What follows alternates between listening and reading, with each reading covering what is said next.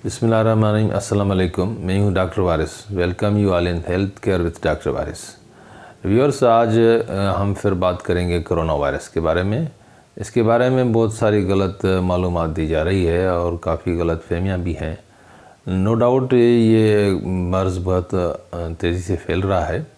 इसके बारे में गलत मालूमात पे ये भी दी जा चुकी है कि ये एंटीबायोटिक्स से इस पे असर करती हैं, लेकिन क्योंकि ये जैसे कि वायरस है, इस पे एंटीबायोटिक का असर बिल्कुल नहीं होता।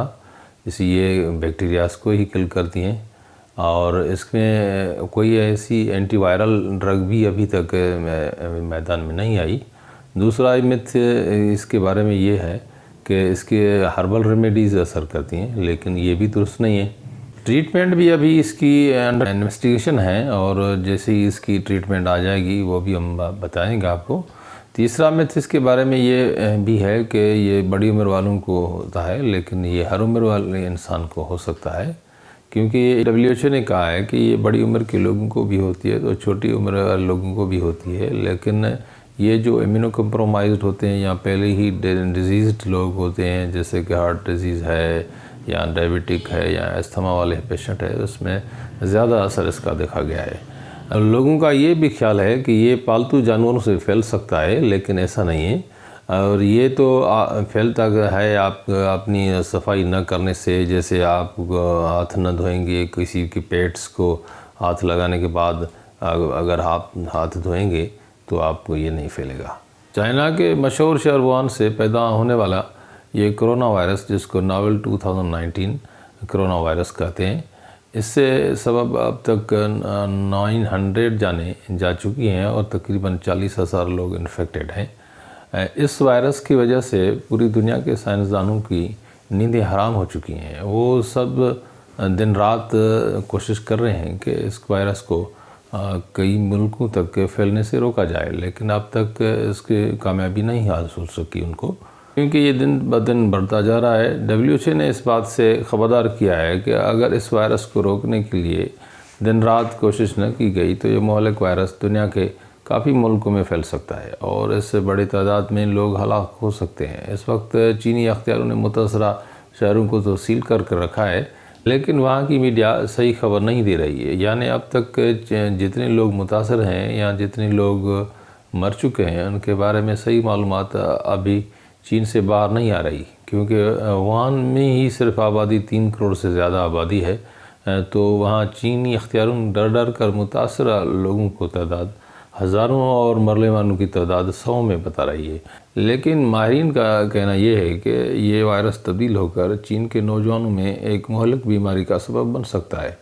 दुनिया के साइंसदानों और सेहत के महक़क़ीन ने कोरोना वायरस के इंतहाई तशद्दुद पसंद वहशी जहरीला वायरस करार दे रहे हैं इसको।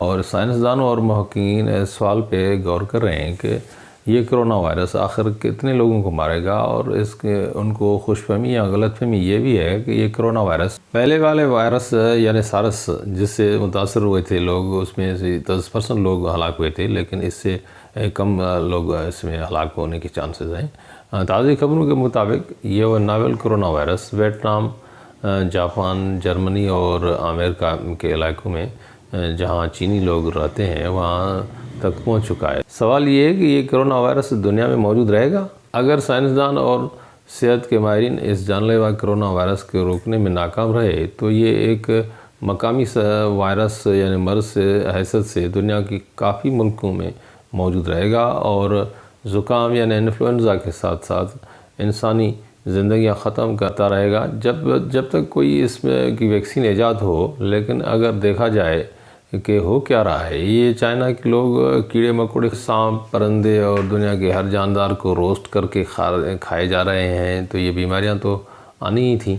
अगर इसके इलाज की बात करें तो इसकी कोई ख़ास मखसूस दवाई ईजाद अब तक नहीं हुई है, लेकिन अपने क़ुव्वत मुदाफ़त जिसको ज़्यादा होगी तो वहाँ उस वायरस को मारने में या रेजिस्ट करने में मदद मिलेगी उसको, और इन जैसे इन्फेक्टेड कोई सेल्स को ख़त्म कर सकते हैं, तो वो इसकी इम्यूनिटी पावर से ही ख़त्म हो सकता है। नई वैक्सीन और मेडिसिन बनाने में काफ़ी वक्त लगता है।